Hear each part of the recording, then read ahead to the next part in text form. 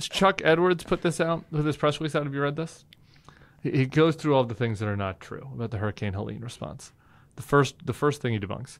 Hurricane Helene was not, all caps, geoengineered by the government to seize and access lithium deposits in Chimney Rock.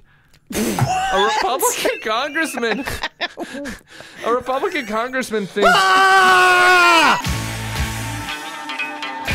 Guys, it's happening. We're doing a big swing state tour through the... I mean, it's 3 days. We're coming next week to Philly, Pittsburgh, and Detroit.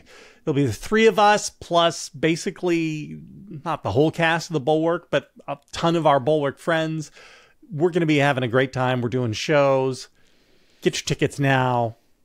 Tim, Sarah, tell the people. Never Trump friends are welcome, of course. We're going to have, George Conway, local Never Trumpers, kind of reminding that 9% out there that we got to make it 9% that votes for Kamala Harris of sitting Republicans. But we're going to have fun. I can't wait to get out on the bus, get some sheets.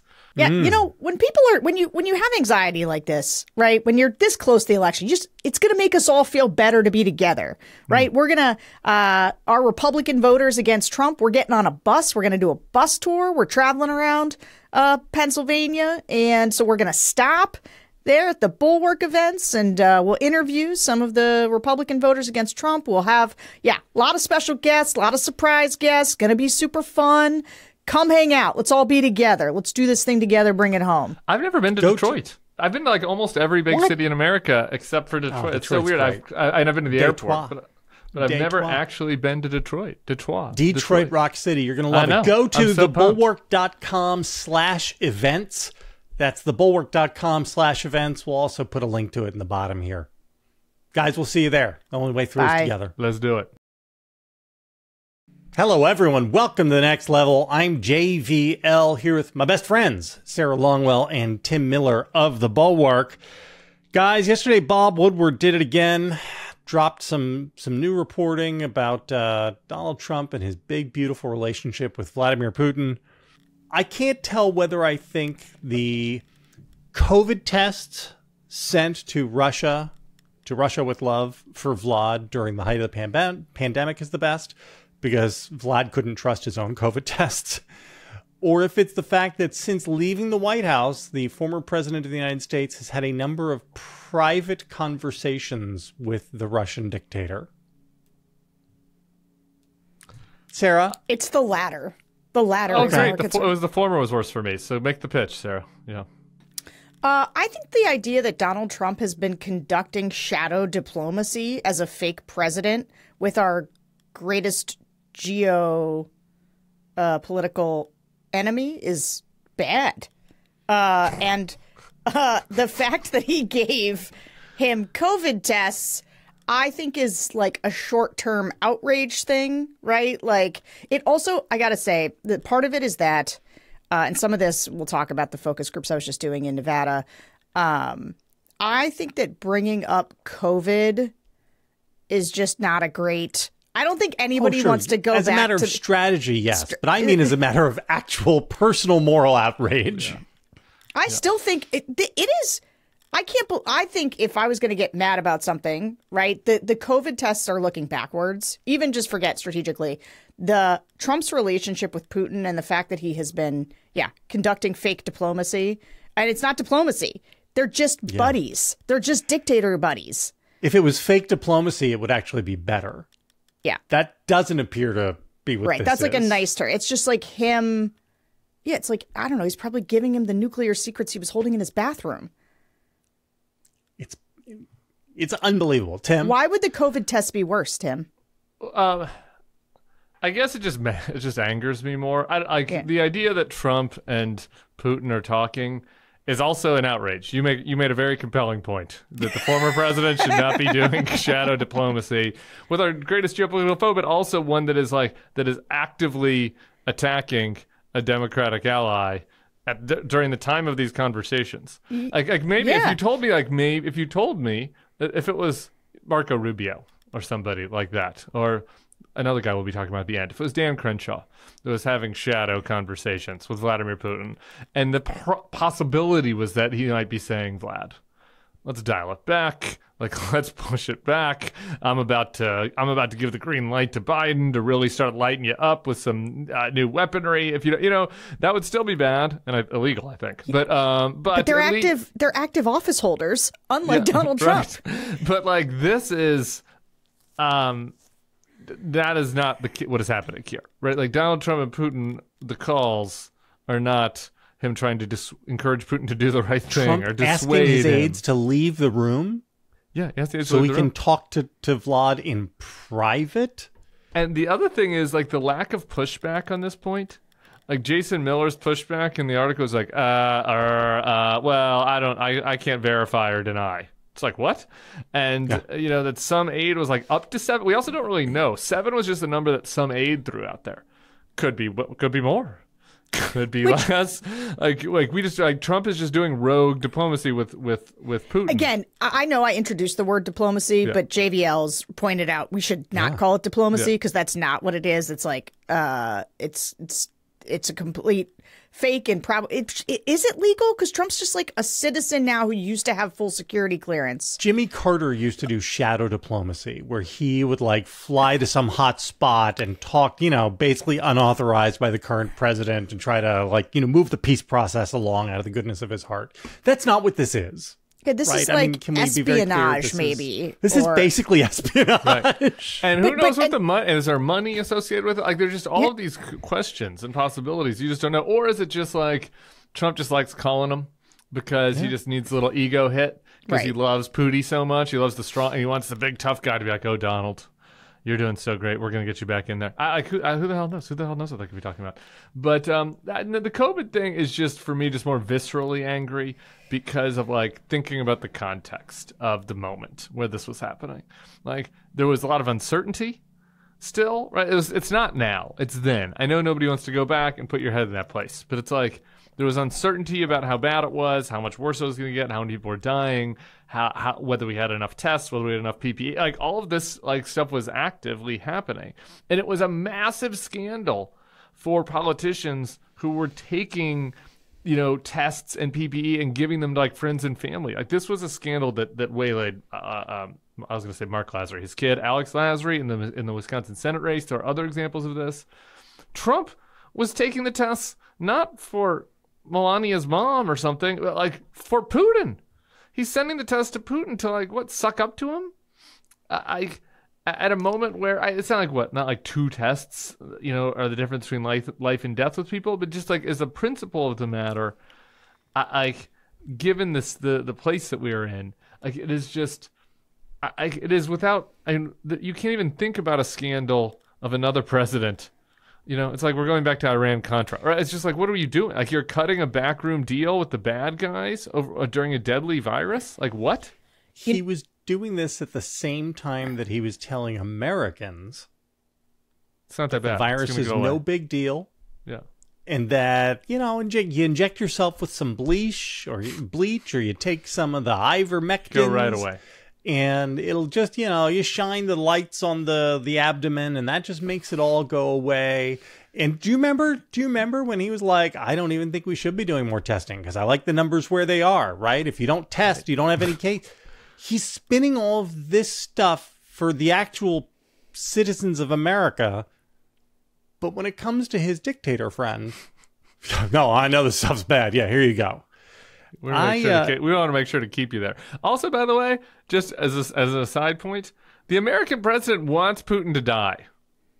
Just as a side point, should want Putin to die. Like if the options are Putin dies of COVID or we send him tests to keep him alive, I'm not saying that we should have poisoned the COVID tests, but I'm just saying that, like, on balance, the dictator who is like waging war on Democratic allies, right? It feels like our national interests. It feels like we don't need to help him stay healthy, one way or another. Yeah, right. It is against America's national interests. That's how I want to push back on one thing, though. Yeah, God. I want to just say, I do think by splitting these up as like which one's worse, we're making a fundamental mistake. It's true. Because it's actually not about, it's about both of these things. And the fact that we know this, an aide leaked this to Bob Woodward, one of Trump's aide, that's the only way this gets out there, is that a Trump aide was so concerned because both of these things, they're part of the so same reckless. issue. I'm going to say this could be Veep, not House of Cards. Or this could be Veep, not West Wing. I would say so reckless and careless, like he was bragging to Woodward or didn't realize it.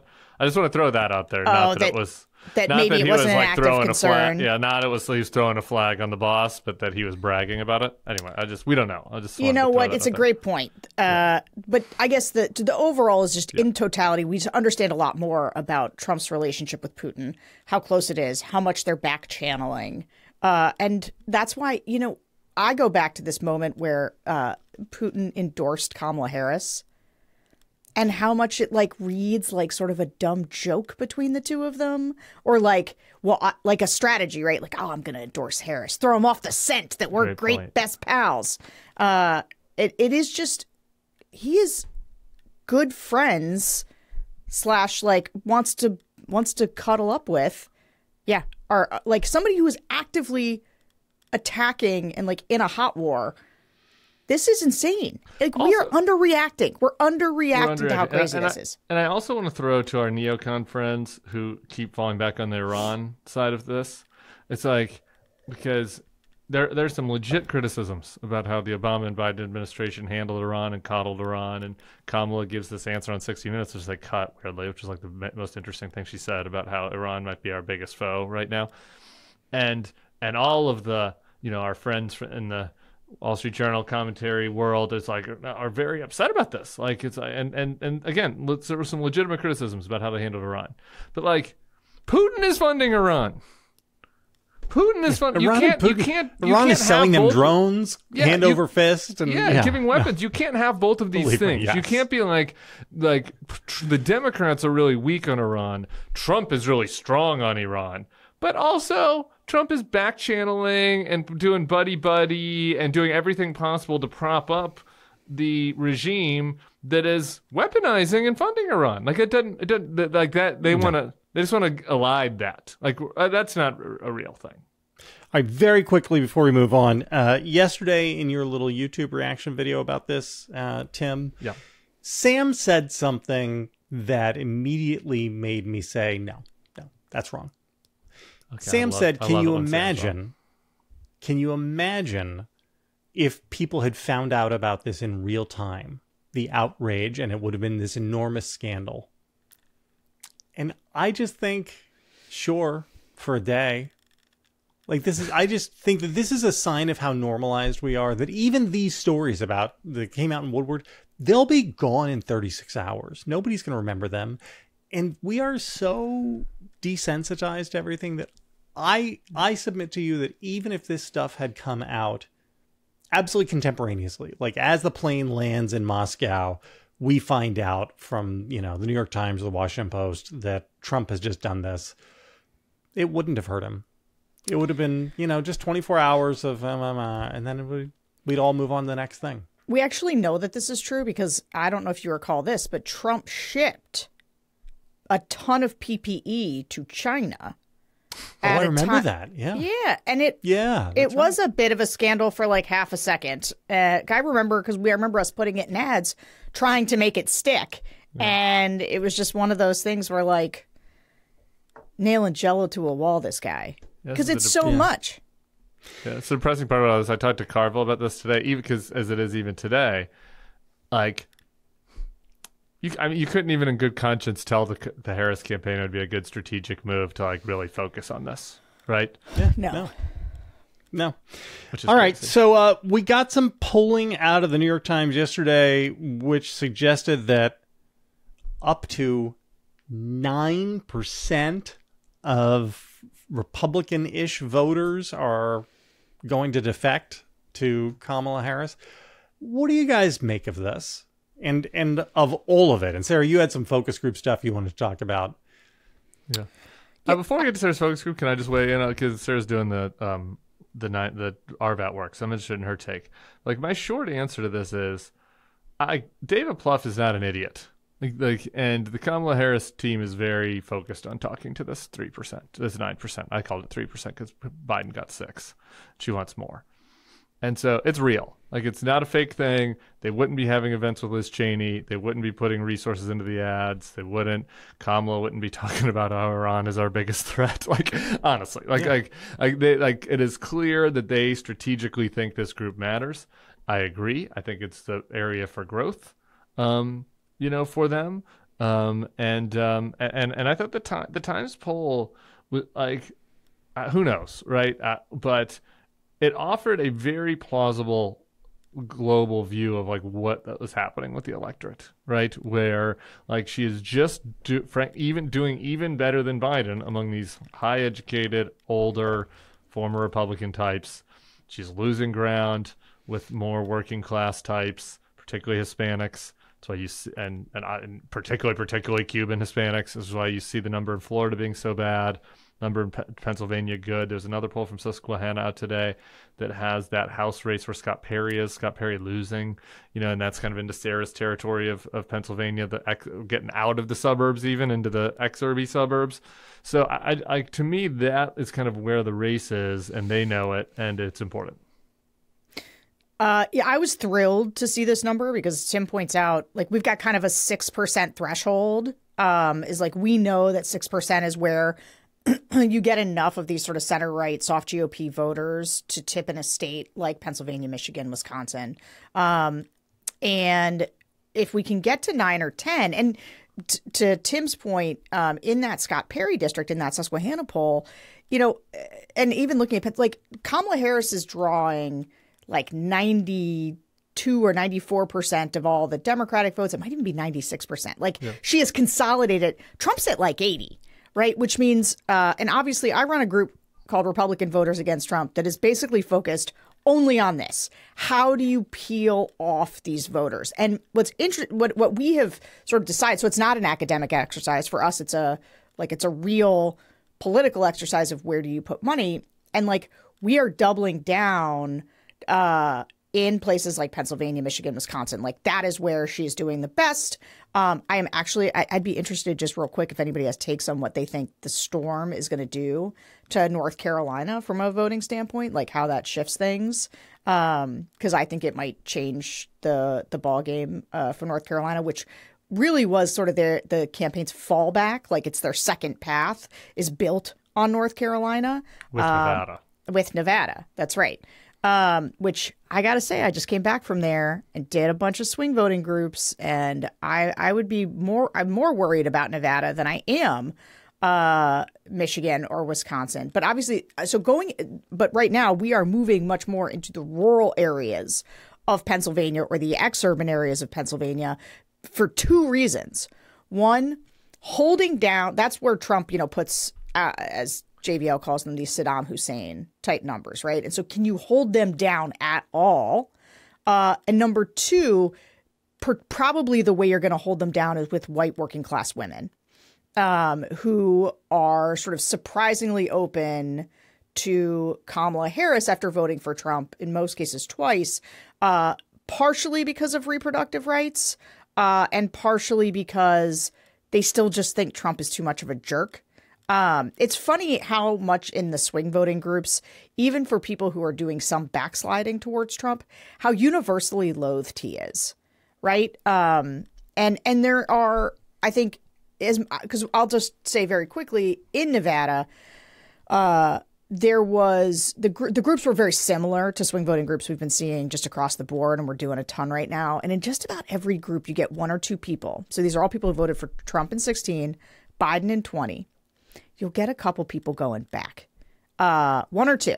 It's never, it's not five ever, but it's always one or two people. Sometimes you get a clean sweep for Harris, but not mostly. And I always think, ooh, that erosion. I don't like that at all. Because you need to hold that anti-Trump coalition together. And if they're going back to Trump, because people are going to ask, okay, why? Why are they? It is always the economy. It is always the economy and or immigration. But mostly they don't think that 4 years of Biden was good. And there's a reason that Trump wanted to seize on Kamala Harris's answer on The View about oh, I don't really like what would I do differently than Joe Biden, or do I have any regrets or something? And she said no. And they really seized on that because the answer that people give for why they would go back to Trump is often they're not happy with Biden's 4 years and they think Kamala would be more of the same. And so Donald Trump knows that. That's or his team understands that the people who are coming back to him are people who are dissatisfied with the 4 years of Biden, primarily around the economy and immigration. And they really loved 3 years of Trump. They thought 3 years of Trump were fantastic. It was amazing. Trump only had a 3-year term. That fourth year actually was with Biden. But they voted against Trump then. That's what's interesting about these voters. They voted for Biden. And I'll tell you another thing that is an open question for me. I've got a million open questions that make it hard to pinpoint this race. But in Nevada, people talked about COVID more than I've heard than people talk about COVID in a long time. No one talks about COVID in the groups anymore. No one brings it up. It hurt Nevada a lot because of the casinos. It did. Yeah, because it's a tourist place. Sarah, can you dig into Nevada after a word from our sponsors? Timmy? Well, I'm not supposed to be cutting off Sarah, but since JVL allowed me to, I'm happy to get to our sponsor, Zbiotics. If there's a surefire way to wake up feeling fresh after a night of drinking, it's Zbiotics. Zbiotics pre-alcohol probiotic drink is the world's first genetically engineered probiotic. It was invented by PhD scientists to tackle rough mornings after drinking. Here's how it works. When you drink, alcohol gets converted into a toxic byproduct in the gut. It's this byproduct, not dehydration, that's to blame for your rough next day. Zbiotics pre-alcohol probiotic produces an enzyme to break this byproduct down. Just remember to make Zbiotics pre-alcohol your first drink of the night. Drink responsibly, and you will feel your best tomorrow. I've had some listeners that were been trying it out. Trying out Zbiotics. They had I forget if it was a mother of a bride or an aunt of a bride who tried out Zbiotics, and people are thinking, okay, if I'm gonna have a big night, but I gotta be sharp the next day. I gotta go to the brunch. Maybe Zbiotics is right for me. It's something that I'm gonna be looking at. There's so much good music in New Orleans this week. The Kills are tonight. Krung Bang is tomorrow. I want to go to one of them. But, I've got podcasts to do in the morning. We've got an election. So, I don't know. Maybe I'll try Zbiotics once again. It always works out for me. I kept hearing about it, and I wondered what it was actually like. Now that I've tried it, I believe the hype. And with their GMO technology, they will release different byproducts that help address those toxic byproducts of modern living right in your gut. Go to zbiotics.com/nextlevel to learn more and get 15% off your first order when you use Next Level at checkout. Zbiotics is backed with 100% money-back guarantee, so if you're unsatisfied for any reason, they'll refund your money, no questions asked. Remember to head to zbiotics.com/nextlevel and use the code NEXTLEVEL at checkout for 15% off. People might need Zbiotics in Vegas. That might be a place where Zbiotics is useful. If I'm looking a little punchy today, it's because I am so jet lagged because I just got back from several days in Vegas. Actually, and then I had to go to California for a day and do another thing. But I was in Vegas and we went and saw Garth Brooks. Wow. God, yeah. You and Judy Woodruff? No, saw Garth Brooks together? Me and Judy did the focus groups together. Oh. No, my spouse and I went and saw Garth. Nice. I finally got her to come out there with me and hang out for a little bit. I won $500 at the blackjack table. Had a great time. But I am dragging today. Getting back on East Coast time's the worst. Anywho, so when I was out there, a few things jumped out at me about Nevada that makes it different. And I think when we do the polling, I think understanding state level differences is really important. So, I've been struggling a lot with what's happening in Arizona, for example, because Carrie Lake's on the ballot. She's terrible. She's been rejected a number of times. So Ruben Gallego's been polling way ahead of her. They're going to have an abortion ballot initiative, and yet Trump is still, it's almost his best state out of the former states that run. The answer? It's Hispanic men, and I think, but also the border. It's just it's a border state, and I think understanding the how things happen in a border state. But the other thing that's happening in these West Coast, what would it be? These West Coast states, like Nevada, is they're getting a big influx of people from California. And so somebody in the focus group said they're bringing California prices But in Nevada, they don't have it's not like there's a new sector or industry that's coming that's pushing wages up. It's still the same tourism, hospitality, retail that has been the state's. And so it's got an enormous service sector, which is why the no taxes on tips is such a big deal. It's basically just a carve out policy for Nevada where tips are an enormous source of income for people. But if you have people coming in from California driving up housing prices and or cost of living in other ways that have made money in sectors where they can, they've just got a lot more money, and you only have retail and hospitality, you are really feeling inflation. I mean, the economy was just so top of mind, and they really do continue to talk about COVID and how COVID was handled. And it got me thinking, and I just wanted to ask you guys a question. I have long been unsure about whether or not COVID whether it hurt Trump or whether it helped Trump. Because I think that listening to the people who voted against Trump back in 2020 and are going back to him, one of their main drivers to vote against him was COVID.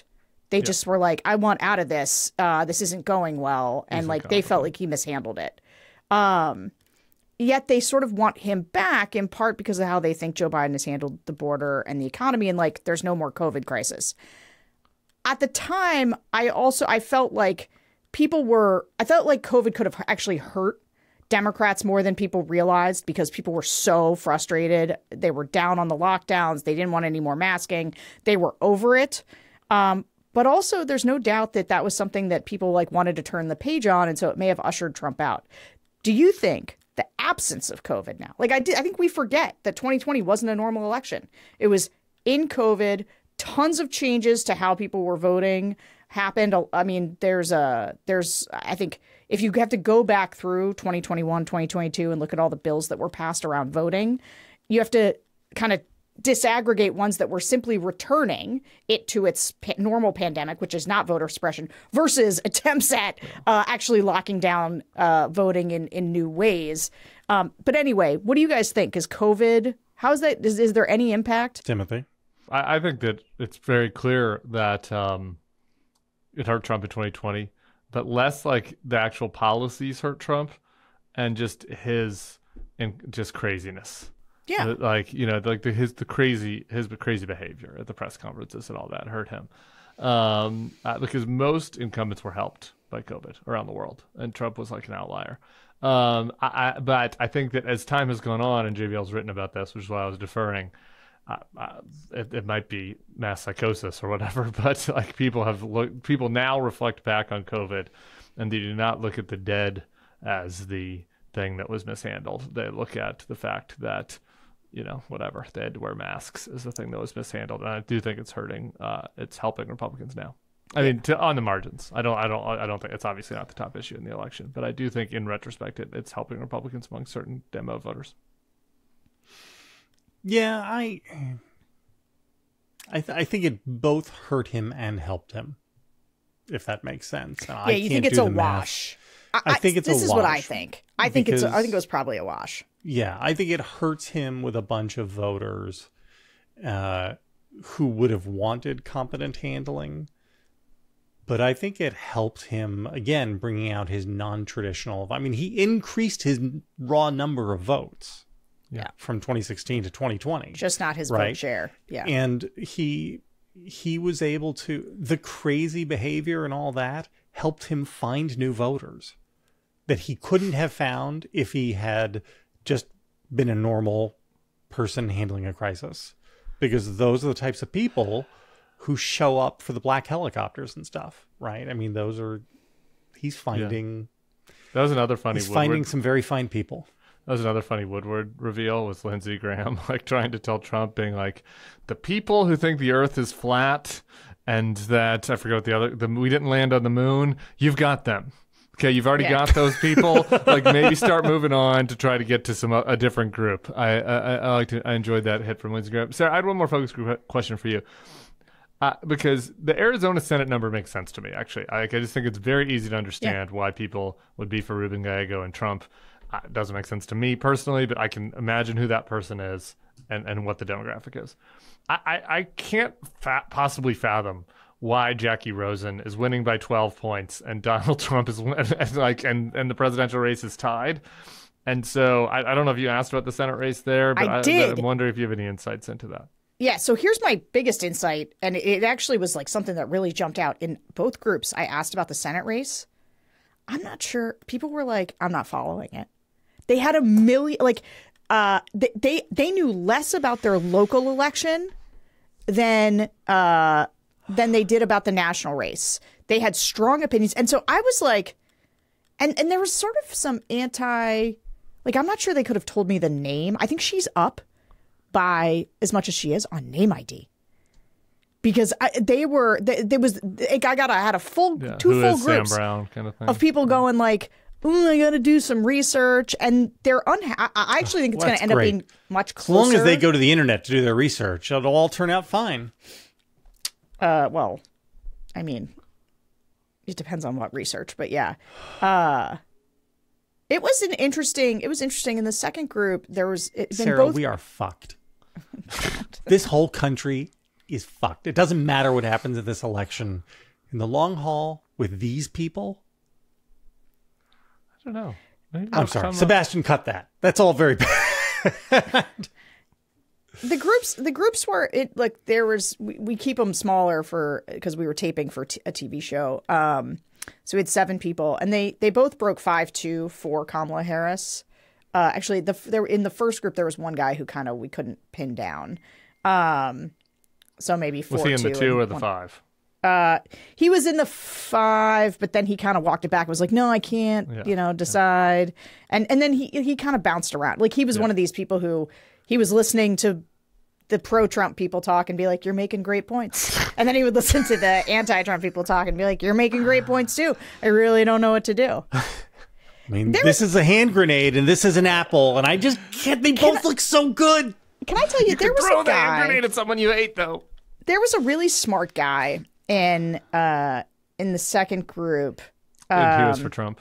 Yeah, he was, and he was Israeli, so he was like born in Israel. Yeah. And there almost was because I always Trump would want to take away his right to vote, but anyway, it's a side point. Well, I want to tell you what he said because this was pretty interesting to me as like a psychological coping mechanism. But he was like actively, there was almost like a fight in the group over Israel and Hamas, or Israel and Palestine, however, where one of the women talked about genocide, and he got, he was like, they were totally civil, but I had to shut it down because, like, obviously we could have gone off the rails and just talked about that. But anyway, the thing that he said that was so interesting was he said, I think Trump was really humbled by losing, and that he'll be smart guy. Yeah. Okay, sorry, continue. Was this smart guy Susan Collins in disguise? You know what's funny is that the other guy... Did he speak with a Maine accent? No, he spoke with a slight Israeli accent, in fact. And he just... It's like he had to tell himself, in order to get there, that Trump was a changed man. And he talked about the assassination attempt and losing the 2020 election. And this is one of those people that I would love to sit down and like really push on, but like can't in this environment. And other people were, going back and forth. And there is when the cameras are on a focus group, as opposed to, I mean, obviously we do them on Zoom lots of other times, but like they knew they're in a studio, so it's just everyone's on a certain kind of behavior. Yeah. Including me, right? Like, I'm just trying to give them space to say what I think. I'm not spending a lot of time. I don't fight with people ever, but sometimes I'll like poke around, push back just to see, like, test people's theories on stuff. But anyway, it was interesting to me. And the other woman that was for him, she talked about how like he has temper tantrums and she hates that about him. He'll be like a child, but then she really cared about reproductive rights. And there were one of the women in the group, there's another woman in the other group who was going to vote for him. And her number one issue was the environment. Yeah, well, it was like a very big issue for her. But then ultimately, I think it was because of the economy. She was going to... Because the economy is terrible right now. Do you have a cocktail? I need a drink. I actually did push back a little bit because she did. This is going to make JVL crazy. But it is an interesting... JVL? It's an... And it'll make you... But this will particularly make JVL. A woman that thinks Donald Trump is a toddler and cares about reproductive rights is planning on we're going to lose our democracy because she's voting These for are two him? Different women. The environment was a different woman. But this woman... And then she was talking about the economy. But she was interesting. So at one point she started saying how like the economy isn't good because everywhere she goes, they're understaffed and they like there's jobs everywhere that are unfilled. And that makes the economy not good. So I pushed back a little bit and I was like, well, isn't the fact that there are, so many jobs available evidence that the economy is actually strong? And she was very much like, no, nobody's working in these jobs. And it is a good example, I think, of how people perceive the economy in a way that has nothing to do with like they don't understand economic indicators. Like, that's fine. I'm going to say it, JP. He cut this earlier. We're fucked. This country is fucked. Oh my God. Can I tell you while we're just doing this, a brief aside, my focus group? You guys know I like to watch TikTok at night because I can't sleep anymore. And I've become addicted to like SEC football tailgate TikToks where a guy goes around to these boys and they're like, who you voting for, Trump or Kamala? And it's and like just the cheer and the excitement and kind of just the lack of devil may care element of the responses is so notable to me. And one of my friends was texting me, who's a Democrat, and they're like, "Was it always like this? Like because they're like, because I was sending this TikTok around, like, was it always like this?" And when you were in college with college Republicans? And I'm like, no, the answer is no, right? Like, I was the college Republican dork. I would go to visit my friends at LSU and Ole Miss, and I would go to these tailgates, and one year I was at Ole Miss, it was an off year, so it was a governor's race, so it was Haley Barbour was running, and like, I was the one wearing the Haley Barbour button and sticker and trying to give it out to the sorority girls, and everybody was like, okay, yeah, I'm probably for Haley Barbour, but like, please don't put your fucking sticker on me. You know what I mean? Like, it was not cool or in vogue.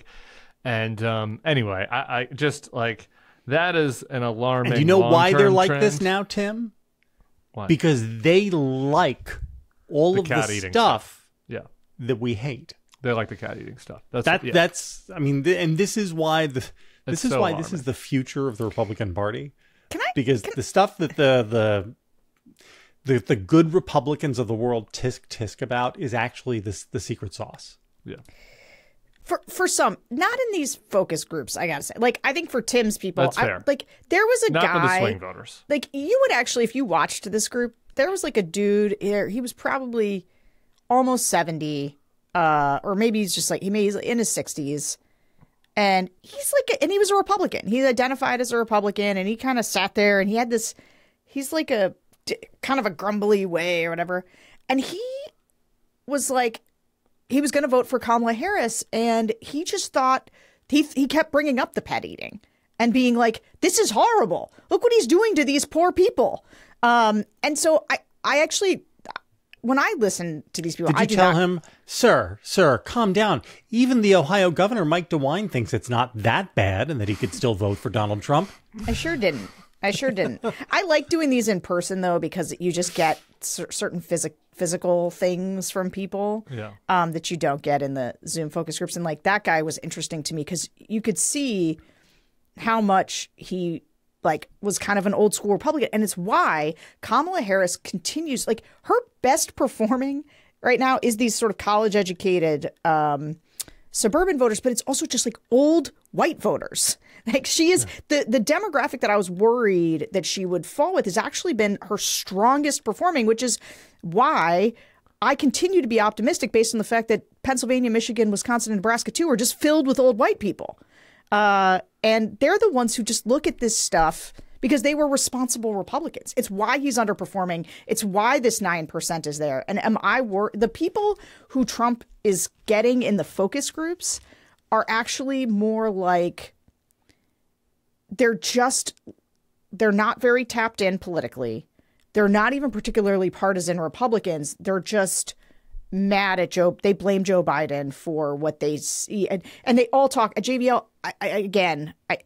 I know I pushed back at some point and I talked about the macroeconomy being good. They nobody can hear that when they can tell you they're like grocery prices are just out of control. And like housing prices are out of control, and rent. And that is what they're experiencing, right? Is just prices that are, and if you live in a state where the prices have, tripled, for housing, and you can't get from an apartment into a house, or you can't, you're still living with 3 roommates. Like that's what I hear over and over again. They're not the Floridians doing boat parades. Okay, we got to move on. Are they door dashing ever? Or are they cooking every day? Are they using HelloFresh? Yes, Tim. This episode is sponsored by HelloFresh. With HelloFresh, you get farm fresh, pre-portioned ingredients and seasonal recipes delivered right to your doorstep. Make this fall the tastiest season yet with easy, autumn-inspired recipes delivered right to your door with HelloFresh. HelloFresh has tons of options for whatever you're craving. Choose from a changing menu of over 50 recipes each week, plus take your pick from over 100 market add-on items like desserts, breakfast, and snacks. You can also choose meals that match you and your family's lifestyle with preferences like fit and wholesome, quick and easy, or vegetarian. We're a quick and easy family. You'll always find something to love from HelloFresh. From hearty dinners to game day snacks, HelloFresh has a variety of recipes and flavors to perfectly accompany sweater weather. We're looking at you, pumpkin spice. And did you know Green Chef is now owned by HelloFresh? And with a wider array of meal plans to choose from, there's something for everyone. I know in our family, we love this because it makes everything, like I said, quick and easy. And when you've got kids and you got to work and you got to run the kids to Taekwondo or to this and to that. To Garth Brooks. When you've got HelloFresh, it is just makes everything super easy. And also it allows me to contribute since I'm not the biggest. I myself am not a good Green Chef. So get 10 free meals at HelloFresh.com/free the next level. Applied across 7 boxes. New subscribers only. Varies by plan. That's 10 free HelloFresh meals just by going to HelloFresh.com/free the next level. Sign up with America's #1 meal kit today. All right, we were going to talk about the Kamala Harris media blitz. Do we even need to? I did a thing on her Howard Stern thing yesterday. I thought the Howard Stern interview was sensational and the best I've ever seen her. I was super pro. No, I personally did not watch that. I did consume Call Her Daddy, and I did consume All the Smoke. And shout out to Bill Kristol, just who really was ahead of the game with Call Her Daddy, as kind of being that original member of the Daddy gang. Sorry, I was out of town. Is this joke real? No, it's a gag. It was an obvious gag in the newsletter that Bill Kristol was the original member of the Daddy gang, and yet that's not an obvious joke, because you may recall that Bill Kristol is IRL friends with Fat Joe. That's true. So anyway, several a Washington Examiner reporter and several right-wing outlet influencers tweeted a screenshot to this thing to be like, this is how far the Never Trumpers have gone.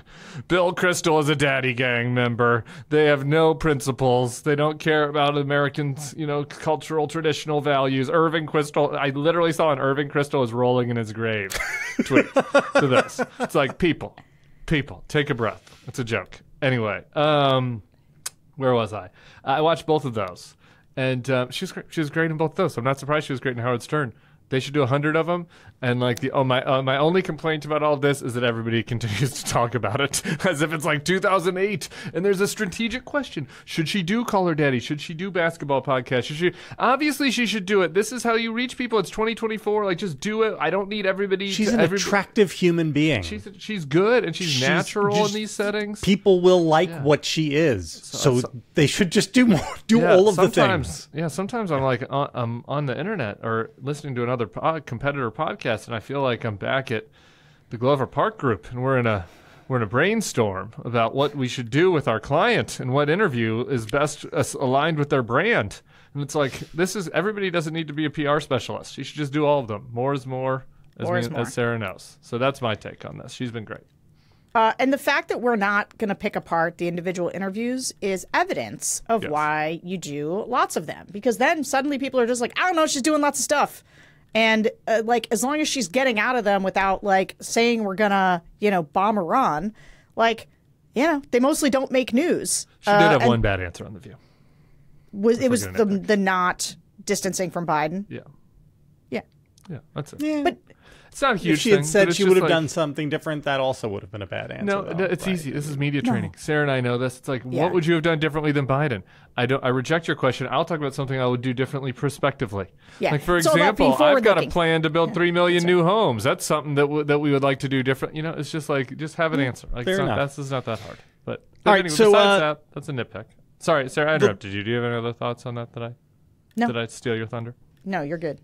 All right, the latest turn for MAGA and conservatism is hurricane conspiracy theory and weather controlling stuff, which we all laughed at 2 weeks ago, but I feel like 2 weeks from now will be totally mainstream in the MAGA right. It's totally mainstream today. I have a question about the controlling the weather. Yeah. Is it Jews that are controlling the weather, or is it just Democrats? I mean, Sometimes I don't know Jewish who Democrats. they is. I don't know who they is all the time. here's my question. Why is it that the MAGAs can't control the weather? Are they too great dumb? question. Are they not smart enough to operate the weather control machine? Does it have too many numbers on the dials for them? I'm so sorry, Cletus. Maybe you should have gone to college. Because that's where we learn to control the weather. It's a great point, JVL. It's a great point. And it's not that hard, actually, once you learn how to do it. I thought this one, Chuck Edwards put this out, with his press release out. Have you read this? He's a Republican congressman from North Carolina. Very long press release debunking all of the shit. But the first line is just worth us talking about. He goes through all the things that are not true about the Hurricane Helene response. The first thing he debunks. Hurricane Helene was not, all caps, geoengineered by the government to seize and access lithium deposits in Chimney Rock. A Republican congressman thinks... But like, think about this. Think about You know what, Sebastian? Leave my first thing in, because we are fucked. Think about the amount of calls he must have gotten from people who believe this to That's merit number one. Number one. to merit having to debunk it. I mean, like, we are laughing, but like, I mean, hundreds of people must believe this. Like, lots of people must. There's this whole other universe out there of that none of us are even aware of. Like, I watch MAGA podcasts. I've never even heard of this before. Hold on. So there's a whole universe of people that are getting things that are like even crazier than the shit that I see. I heard Chimney Rock. I heard lithium. Yeah. And what? Hurricane What are they even doing? I don't even understand the words. Hurricane Helene was not geoengineered by the government to seize and access lithium deposits in Chimney Rock. I don't know. Lithium deposits. Lithium deposits. I can't even fathom what this could be. Is there lithium in my chimney? Chimney and is Rock. it valuable? Chimney Rock is like, yes, a rock. Do we need to knock down all the chimneys to get it out? So one of the things that interests me... outside of Asheville, between Asheville and Is there a Gastonia. lithium shortage? Why do we need it out of the chimneys? We could use more lithium for the little batteries. For the electric cars. Yeah, that's what the it electric is. cars. The bad electric cars. The good electric cars are made by Elon Musk. Those electric cars are all good electric cars. All the other electric cars are bad electric cars that the government's trying to make you buy. There's some holes in this theory. Can I think ask about Thom Tillis, who put out a statement saying all of these crazy people trying to impugn the disaster response are bad and they should stop. And then like 48 hours later, he was like, to be clear, I meant the Democrats who are trying to make political hay out of it. Somebody got a phone call. Like a hostage video or something, which is the craziest Like, so you have this normie Republican who comes out to say all of these crazy people should stop this. And then he gets yelled at by MAGA and was like, I meant the crazy Democrats. What is happening? What is happening? He hasn't even won yet. He's losing in the poll. Why can they not just... I mean, what am I saying? I know, and there are other... Yeah, we do here's know the thing. Here's the thing. Like, in seriousness. Like, this hurricane that's about to hit Tampa is going to be fucking awful. Like, it is going to be awful. Like, we don't know how awful, but potentially Katrina level awful. And, like, this is a time when you need people to just act normal and to do your best to help people and to help address like the tragedy that is going to unfold from this and help solve problems and be problem solvers and work together and not do politics. And like there have been a million of these hurricanes. We all lived through the Sandy and the Chris Christie and Obama thing. Like, it's not that hard. And DeSantis, who like played politics with the stupid Kamala Harris thing where I won't take her call, that was really dumb. But he like feels like he has to do that, I guess, to be tough for Fox. But like, if you watch the rest of his press conference, it's like totally normal. Like they're trying to resolve it. If you watch Brian Kemp and Glenn Youngkin's press conferences, they're totally normal. It's like, it's just Trump and Vance and the crazy MAGA media world that are advancing all this. But like, none of the people that are responsible like are willing to like say, guys, stop. This is bad. Yeah. This is hurting people in my community. But this is an advantage for the Republicans, it's your fault. Right? They get to have it both ways. They get to turn out their flat earthers and to rile that base up. And they then get to have the normie Republicans who are like, oh, see, like we're just doing the normal stuff. I know. Nothing to see here. It's a huge advantage when you can be schizophrenic like that as a party, isn't it? I think so. I mean, yes. It also hurts them. I mean, like, it does hurt them with some category of regular people. But yeah, it is also an advantage. That is the one thing I'll say is sometimes when we say that there's no consequence or when we're like, these things didn't matter, I think we should remember that it has mattered, right? They have lost every election over the last 3 cycles, not by enough. But it's not that it doesn't matter. It has mattered to a critical number of people. And I think we have yet to see whether or not. I mean, this will be our first test. And this is why so much of 2024, I think the reason I'm almost more anxious about 2024 than I was about 2020 is that 2020, it was a lot about Trump. 2024 is about us as a country, right? We will decide if a president, Tom Nichols has a long piece in The Atlantic about Washington, and it's wonderful, and you guys should go read it. It's about leadership. You've read Tom Nichols' long read Atlantic cover story. That's interesting. I read everything JV wrote. I read everything JVL wrote while I was away. His piece on the unified piece theory yesterday. I don't know if you the unified theory of Kamala's. That was so good. I tweeted about it. I talked about it. Did you? Yeah. What was I doing? I was doing some kind of interview where I talked about it. Anyway, I thought it was excellent, JVL. But so is Tom Nichols' piece about George Washington and the peaceful transfer power. So, like, if we elect Donald Trump, that says something enormous about us. Yeah. When I say they don't pay a price, what I mean is that they don't pay a price at holding on to the power they have. And the power they have is control of one of our 2 political parties. Right? And so long as we live in a universe... And probably at minimum control of 1 chamber of Congress next year. Yeah. So long as we live in a universe where these people get to get as many bites at the apple of democracy as they want, like, it's not sustainable. Right, you can't do this where every single election it's like one healthy party against one authoritarian party. Like, that's you can't do it at some point they have to. You can't do it indefinitely. All right, we got to talk because Tim, after we finish the show, you are going to go and have a conversation with one of the good Republicans. One of the guys who's just a straight shooter, tells it like it is. Representative Dan Crenshaw. Yeah, I don't want to waste too much time on this because this is one of those that I'll believe it when it happens type situation. So, but it's supposed to be here right after we finish taping. I'm supposed to go sit down with Dan Crenshaw, and so Sarah and I used to media train each other. So I was just kind of thinking maybe we could end with Sarah. Do you have any thoughts, any advice for me?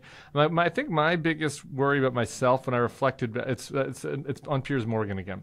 My last exchange with Piers Morgan, people really liked who saw the clips. But over the whole course of the interview, I get very agitated.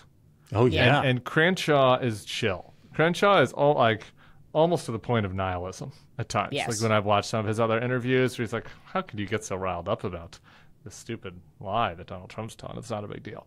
And I get very agitated. So that's my self-criticism, but I'll take any other thoughts you guys have for my exchange with Dan Crenshaw. You don't have to self-criticize so much as you have to, demonstrate self-control in this. That's right. You're voicing this so that you control yourself in this environment because you don't want him to look chill while you look agitated. Yeah. Here's a thought is to put that out there right away. The fact that he seems chill and that you if I was your opening could be, Dan, I watch you in these interviews, and one of the things I admire about you is that you're always so calm and always so chill about this. I have a difficult time maintaining my chill because I see the insurrection as so wrong and so troubling that I get agitated about it. I see Trump's relationship with Putin it's so wrong, so crazy, and I constantly feel like we're underacting. So tell me, Congressman, how do you stay so relaxed in the face of this takeover of the Republican Party by this maniac? It's a good thought. It's a good thought for an intro. Kind of lead with your weakness. Lead with your weakness, and also, I think call the audience's attention immediately to what you see as a strength of his, but is actually his nihilism, right? You just pointed it out. And I think if you put that out right at the beginning, you draw the audience's attention to the fact that this guy remains placid in the face of evil. That's good. JVL, do you have any thoughts for me? I mean, none that are useful. Yeah, give me an unuseful thought. Oh, Sarah, you have a useful thought? I have more. Okay, go. Then you should take Sarah's useful thoughts. Well, one of the things I would say that that has enraged me most listening to Dan Crenshaw is the way that he shit on Liz Cheney. Somebody who he obviously knows is right. Mm-hmm. I think having a little discussion with him about Liz and why he thinks that that's so wrong. Because I do think right now there's the category. So there's Liz, right, and Adam Kinzinger, who are out there, Jeff Flake, actively supporting Kamala Harris. And then there's Mitt Romney, our boy Mitt, who is doing the weirdest possible thing, which is to say, you know who I'm voting for. I told you how I feel about Trump, but I can't say it. Like literally verbalizing, but I can't say it because it will diminish my influence in the Republican Party. And I just want to be like, oh, buddy, you don't have any influence left in the Republican Party. That's just in order for you to have any influence in a better version of the Republican Party, this one's got to get decimated. So do what you can to help beat it. I don't understand what you're talking about. Your rationale makes no sense. So, okay, you got your Mitts, right? The people who won't endure, and even this is sort of your Kellys and your Madison. Okay. Yeah. But then you got your Crenshaws. And I'm not sure between the Mitts and the Crenshaws, I still think the Crenshaws make me the angriest. Oh, yeah. Which are just the people who absolutely know better, who feel exactly the same way Liz does, but has decided actively that they are going to shit on Liz. Because this is the thing, right? The anti-antis do to us. Yeah. If we didn't exist, they'd have to invent us. That's how they butch up. Shitting on us is how they stay on side, right? And that's what Crenshaw does. Which is, I think, why he agreed to do this. I keep wondering why Dan Crenshaw agreed to do this, but it's like he thinks that it butches him up to attack me. Yeah, I guess that's right. Yeah. I don't know. Yeah, the whole thing is it's definitely him worse. Because then the worst part about those guys, the thing that makes me the most mad that I'm just gonna have to breathe and stay and keep my points in is like he pretends to get kind of mad about like Democratic stuff, right? Like you'll bring up the assault on the Capitol and be like, I was bad, it was a bad day, but there are other things, and then it'll be like, Kamala said that the Israeli Her people price are controls ally. are terrible. Yeah. Yeah, Shama said that the Israeli people are ally and not Bibi. And that enrages me because we need to be shoulder to shoulder with Bibi. And it's like, okay, come on. All right, so that's the stuff that gets me. But we'll see. Hopefully he does it. We'll see how it goes. Ask about Ukraine. No, he's supposed to be a staunch ally of Ukraine. What does he think of Putin's, all the phone calls Daddy Trump's making to Putin? Is that alarming? Are we alarmed? I might try to bring Dan that Crenshaw? up. What do you think about when Trump stood next to Zelensky and talked about what a great relationship he has with Vladimir Putin? It did seem strange. Is Dan okay with that? Maybe ask Dan about sending the tests, the COVID tests to Putin. Is that a thing he would have done? I think he's going to say that it's fake. I've been thinking about this. I think that the Russians have said it's true. The Woodward have fake confirmed news. Yeah, Woodward Oh, fake news. okay. That's well, what I mean, if that's do. his... See, so this is my advice, which is not useless, which is a show like fucking Piers Morgan. Yeah. Who cares? I would just sit back and be totally based and act in all the ways that you actually can't act on television and make them like cut the interview. Just sit back and be like, while Crenshaw is talking, be like, look at this fucking guy. This is ludicrous. Piers, how can you even let this fucking asshole on your airwaves? Just like total, like, oh, you don't like that? You want to cut this? Great. This is something for me to I think don't care. about. All right. This is strategy for me to think about. I got to go. Based. I got to go. Based I gotta go Tim. shower. All right. Good thoughts, both of you. I like how you shower for Dan Crenshaw, but not for us. Hell yeah. No, not for Dan Crenshaw. I want, I want to look, if he's going to be in a suit, I can't be in my 2012 faded LSU I think SEC that's exactly championship what you should team. be in. Okay. Don't make it look like you dressed up for Dan Crenshaw. That's a good point. Okay, you guys are giving me a lot Power to think move. about. A lot to think about. Power move. All right, guys, good show. Incredibly long show. We'll be back next week. The timer on our democracy keeps counting down. We'll be at 3 weeks left next time. I can't wait. Come see us in the Philly and Pittsburgh and Detroit, guys. Bye. Good luck, America.